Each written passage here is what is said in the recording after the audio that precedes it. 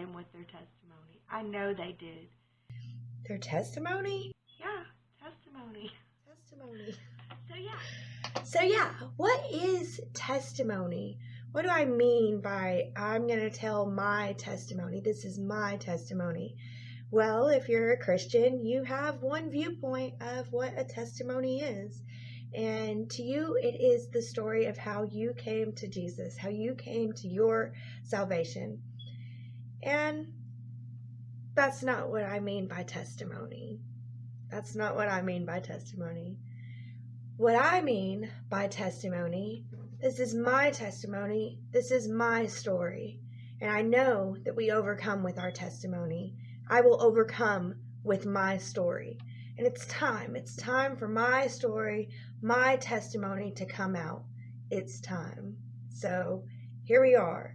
I am going to give my story, my testimony, my life through my viewpoint, an inside look into a life of chaos in a lot of ways. But yeah, this is my testimony and I'm ready to tell it. I'm ready to tell my story. A lot of things are going to come out that, let them come out. Whatever. It's going to be what it is, because it is what it is before I even tell my story. So now it's time for me to get it out and to tell my story. And that's what I'm doing. That's what my testimony is. To me, your testimony is your story. And I believe that everyone's story is valid in a certain way. Maybe not every story is valid, but I do believe everyone has some validity to their story. And I do want to get my story out. And this is my story. So this isn't how I came to grace. This isn't how I came to Jesus, although that will be a part of my story, because it is a part of my story. Jesus is very important to me. He's a very important part of my life, and he always will be. And that won't change. But here's my story, and I am going to tell my story from my viewpoint. And I've always had, ever since I was a little girl, and, I started reading the Bible at the age of 7, and I really dedicated myself to reading the Bible. I was just like, okay, so this is, I was taking it in as a child, and whenever I got to, they overcame by their testimony. Chills ran down my spine. I got goosebumps all over me, and I can still remember that moment very clearly in my life. But I was just a little 7-year-old little girl, and they overcome by their testimony in the book of Revelations. That one little line, it's not even the full verse. Ooh, it let me know, this is going to be important. And then throughout my life, there's been a lot of crazy things to happen to me. And as I tell my testimony, my story of my life from my viewpoint, there's going to be a lot of things, especially, throughout the whole thing. I wouldn't say especially at the beginning, but no, throughout the whole thing, you're going to be like, whoa, whoa, whoa, whoa, whoa. And I'm going to be talking about it as if, this is what happened, you break your neck, you get suffocated, and you see ghosts, and, it's just how it happens. This is what goes on. And y'all are going to be like, what in the world? But just know, I do want to say, I have processed a lot of this stuff. This is my story. I lived this life. This was the life that I lived. So I have healed a lot of this whenever I'm talking about it, especially the early years. I've really healed a lot of that. Once I get into the later stuff, we'll see what's going to happen. I am very scared. I'm facing my fears in this. I am really scared to tell my story, and I don't want to sugarcoat anything. I want it to be real. Yes, I was innocent at the beginning, but I lost that innocence fairly quickly, and I do want to say what I've done wrong too. I want to be as open and real with my story as I can, and raw too. And so there might be some shocking points in my story where it's like, whoa, I can't believe she's just talking about this as if it's just okay. And I want y'all to know, those are, if it's a shocking thing and I'm talking about it with calm and clarity, that's a healed part. And now as I get to express that part of my story, I get to fully heal it. It will be fully healed as y'all are seeing it. And I will be releasing it. And that is one thing that part of why I really want to tell my story and I really want to get it out there is because I know that I can't fully release it until I do, because it wasn't just that time as a child. As a teenager in church, they overcome by their testimony. Every time someone would say a testimony, it would be like overcome by their testimony. And I would gain so much from people's testimonies. And throughout my life, I've gained from testimonies. And you're going to see that I've delved in all kinds of religions and different folks and different people. And,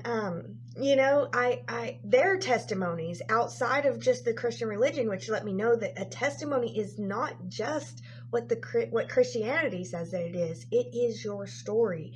And as we tell our story, we heal and we overcome. And that's my real main goal here, is to help me heal and to shine my light in a way that can help others heal. I really want to help others heal. So I do hope that my story does help someone out there. I do feel like it's important for me to put my story out there, because I do feel like there's someone out there that needs to hear it and needs to see the thought processes that went through my mind during certain traumatic events, and how you can overcome such immense chaos and crazy and, just things that people would think, oh my God, I could never ever. You can actually. And we are a lot stronger than we think that we are. And it is important to know that. And that's one of my goals with telling my testimony, is to show how resilient we are as humans. I'm just an average Joe human. I am not anybody special. I'm just like anyone else. And I've been able to overcome. And honestly, it's not important that you share your story in the way that I'm sharing it to overcome. I'm not saying that, there's no way I could ever release these stories and heal from them if I wouldn't put it on YouTube. Not saying that at all. I'm saying that that's what I feel in my heart and my spirit that is best for me and my healing journey, and in a way that I can help others and their healing journey, because that is very important to me. I really do want to be able to help others. I don't want people to suffer as much as I have. But if they are going to suffer anyway, I do want them to see there's a way out. I've gone in deep and I've come out, and I still go in deep. I'm not fully, I'm not perfect. I'm getting better and better every day. It's important that I get my story out there to help others.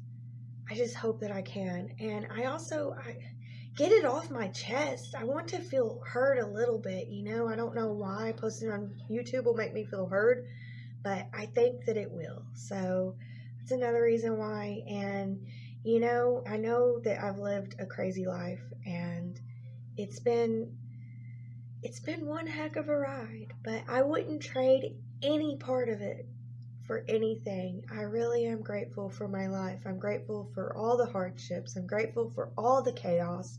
I'm grateful for all the intensity. I'm grateful for all of that, because it leads me to where I am now, and it leads me to where I'm going. And I don't know, it's a good feeling, and I'm happy that I could be a part. So, yeah.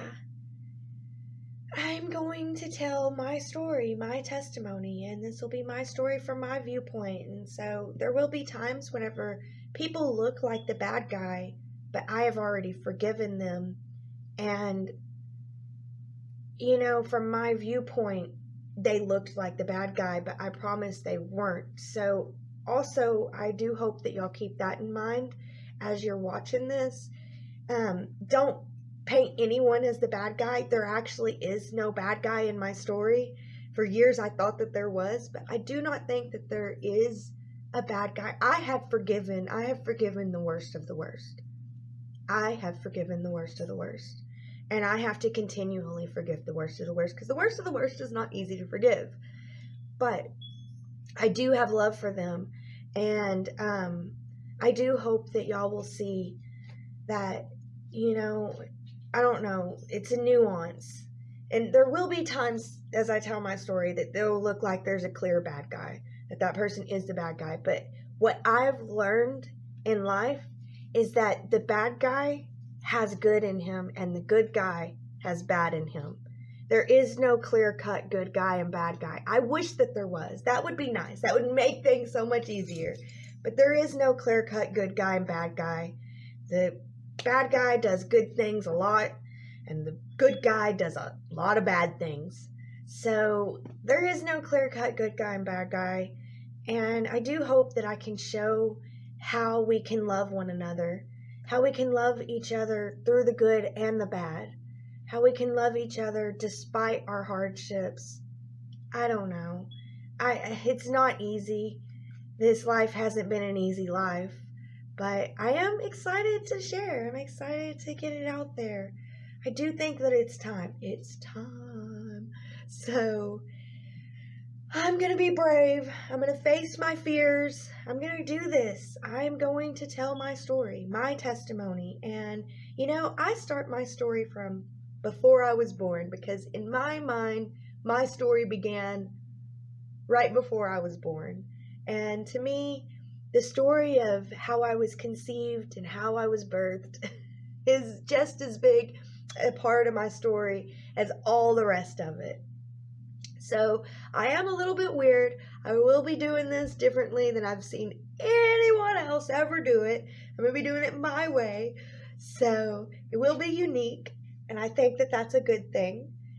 And, so it's going to be my story. And I hope that you guys enjoy it. Please don't take it too much to heart, especially those y'all watching it early on that can't see the full series. You're just going to see them as I release them. Please take to heart. Please know there is no bad guy in my story.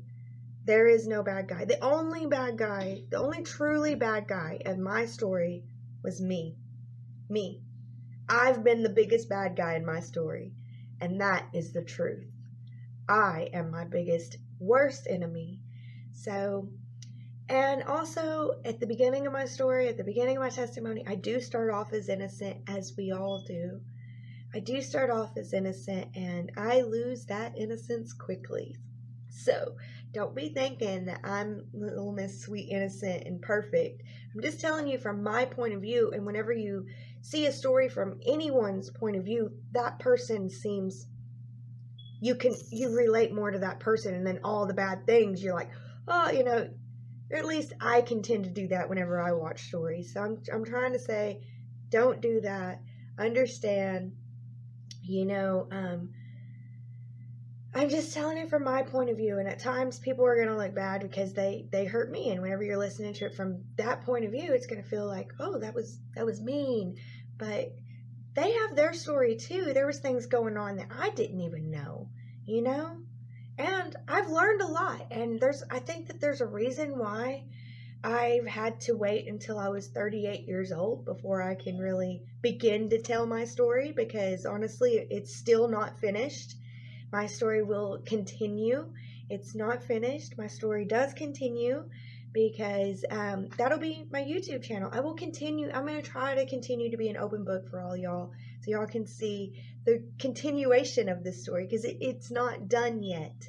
And I think that that's awesome. Please understand, I'm not perfect. Nobody's perfect. I'm only trying to share my story for healing and growth and to help others. Yeah.